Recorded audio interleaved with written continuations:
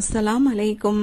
இஃப்தாருக்கு எல்லாருமே rose milk செய்வோம். ஆனா நாங்க இன்னைக்கு எவ்வளவு டிஃபரெண்டாவும் டேஸ்டா செய்ய போறோங்கிறத இன்னைக்கு வீடியோவில் பார்க்க போறோம். இப்ப நான் ரெடிமேட்டா நான் ஜெல்லி செஞ்சுக்கிறேன். நான் ஒரு பாக்கெட் அளவுக்கு நான் எடுத்திருக்கேன். அதுக்கு 1/4 லிட்டர் அளவுக்கு சூடான தண்ணி ஊற்றி நல்லா கலந்துட்டு ஒரு பிளேட்ல நம்ம ஊற்றி ஒரு 3 மணி நேரம் அளவுக்கு செட் ஆகிறதுக்கு நம்ம ஊற்றி வச்சுக்கலாம்.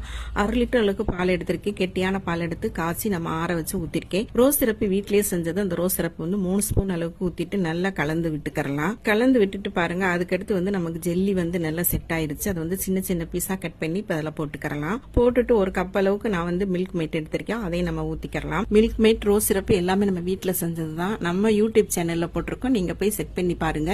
இப்ப சப்சா 3 ஸ்பூன் அளவுக்கு போட்டுக்கலாம். அந்த சப்சாவை கடல் பாசில போய் ஊற வச்சுக்கிட்டோம்னாக்கு இந்த இப்தார் நேரம் நமக்கு போடுறதுக்கு ரொம்ப ஈஸியாவும் இருக்கும். அது இப்ப நமக்கு வெயில் காலனால நமக்கு இப்தார் நேரம் இப்படி குடிக்கையில ரொம்ப குளிர்ச்சியாவும் நல்லா இருக்கும். இந்த வீடியோ உங்களுக்கு பிடிச்சிருந்தா அம்மாவுக்காக ஒரு லைக் போட மறந்துடாதீங்க.